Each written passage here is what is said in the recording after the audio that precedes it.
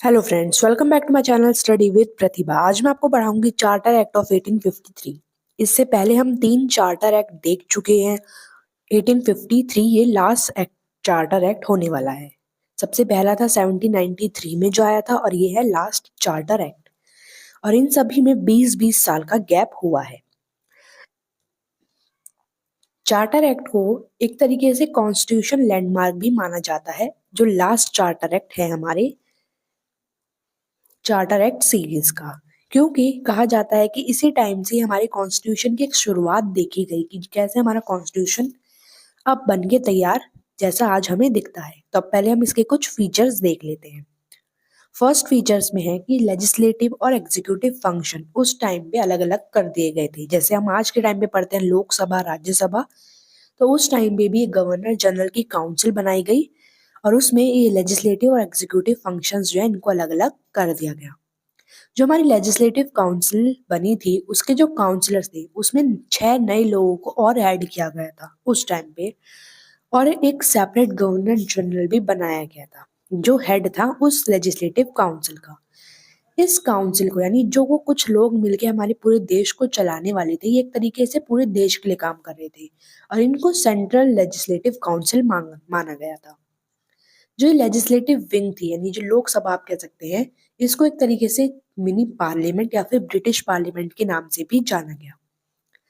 तो इस पे काम क्या होता है? लेजिस्लेशन एक काम होता है, एक स्पेशल फंक्शन होता है गवर्नमेंट का।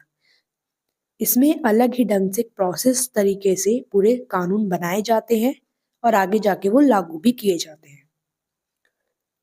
इस टाइम पे एक ओपन कंपटीशन सिस्टम आ चुका था। मैंने इससे पहले बताया था कि इंडियंस अलाउड नहीं थे हमारे सिविल सर्वेंट्स के पोस्ट पे, लेकिन अब एक ओपन कंपटीशन चालू हो चुका था जहाँ पे सिलेक्शंस भी होते थे और लोगों को पोस्टिंग भी मिलती थी सिविल सर्वेंट्स के रूप में इंडियंस को।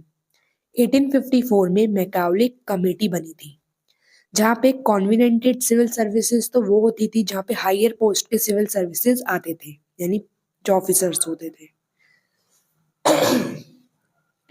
और अनकॉन्वेनेंटेड सिविल सर्विसेज वो होती थी जो थोड़ी लोअर सिविल सर्विसेज होती थी। यहाँ पे थोड़े कम पोस्ट वाले लोग हायर किए जाते थे। थर्ड फीचर देख लेते हैं। कंपनी का जब रूल आया तो उस टाइम पे बहुत ज्यादा जो कंपनी का रूल है वो बढ़ने लगा और जितनी भी इंडियन टेरिटरीज थी वो उनके हाथ में आने लगी और ब्रिटिश क्राउन का सीधा सीधा हक हो गया हमारे जो इंडियन की बहुत सारी ऐसी जगह थी जो कंपनी पहले ही घेर के बैठा था। फोर्थ पॉइंट देख लेते हैं। इस टाइम पे जो गवर्नर जनरल की काउंसिल थी, मैंने अभी आपको बताया कि उन्होंने 6 नए लोगों को अपने लेजिस्लेटिव काउंसिल में ऐड किया था। बाद में जाके जो 4 मेंबर्स थे वो लोकल गवर्नमेंट से भी उठाए गए, यानी जो वहीं पे लोकल गवर्नमेंट की तरह राज कर रहे हैं। जैसे मद्रास पे एक लोग उठाए गए, एक मेंबर बॉम्बे से, बंगाल से और आगरा से, और वो भी उनकी काउंसिल में ऐड हुआ जो मैंने आपको बताया लेजिस्लेटिव काउंसिल बनी है। तो यही उसके कुछ फीचर्स थे। इसी के साथ आपकी वीडियो फिनिश होती है। ये लास्ट चार्टर एक्ट की सीरीज थी। मिलते हैं आपसे नेक्स्ट वीडियो में, तब तक के लिए bye bye. Don't forget to like, share, subscribe and comment.